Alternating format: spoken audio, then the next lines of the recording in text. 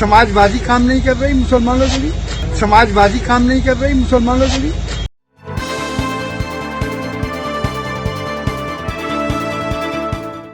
उत्तर प्रदेश विधानसभा चुनाव के बाद समाजवादी पार्टी जो एक मजबूत विपक्ष का दम भर रही थी, उसके नेता अब खुलकर ही विरोध जाहिर करने लगे हैं। संभल से सांसद शफीकुर रहमान बर्क ने समाजवादी पार्टी के कामकाज पर असंतुष्टि जाहिर की है। खास तौर से मुसलमानों को लेकर शफीकुर रहमान बर्क ने कहा कि समाजवादी पार्टी मुसलमानों के हित में कोई भी काम नहीं कर रही है और वे पार्टी के कामकाज से संतुष्ट नहीं है। मैं I am not satisfied with the working.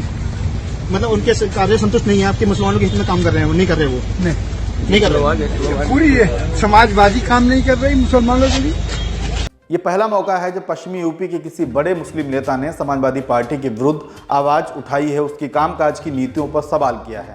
आपको बता दें कि यूपी चुनाव के बाद समाजवादी पार्टी के मुखिया अखिलेश यादव ने यह दावा किया था कि इस बार वो विपक्ष में पूरी ताकत के साथ जनता की आवाज़ को उठाएंगे।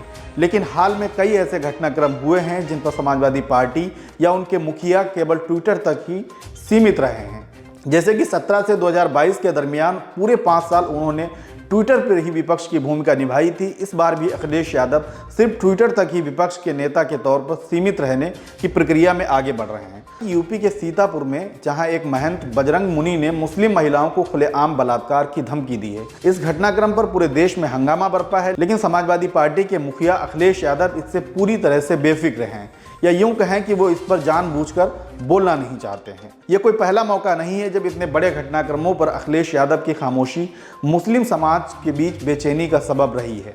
इसलिए भी क्योंकि हालिया विधानसभा चुनाव में करीब 80 से 85% मुसलमानों ने समाजवादी पार्टी को थोक के भाव में वोट किया था। लेकिन इसके बाद भी अखिलेश यादव मुस्लिम मुद्दों पर बोलने से कतराते हैं। यहाँ तक कि सीतापुर जैसे विभत्स घटनाक्रमों पर भी वो बोलने का साहस नहीं जुटा पा रहे हैं। इसको लेकर जाहिर है कि समाजवादी पार्टी के बीच से जो मुस्लिम नेता हैं, उनके बीच से भी नाराजगी सामने आने लगी है।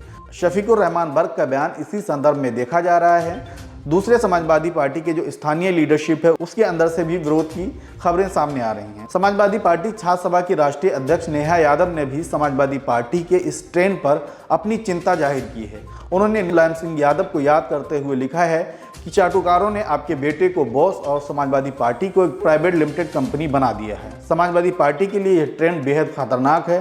जनता के मुद्दों को लेकर सड़क पर आवाज उठाने की जरूरत है। लेकिन समाजवादी पार्टी की जो टॉप लीडरशिप है, जिसमें अखिलेश यादव खुद शामिल हैं, वही ट्विटर से बाहर निकलकर जनता के मुद्दों पर बात करने को तैयार नहीं है।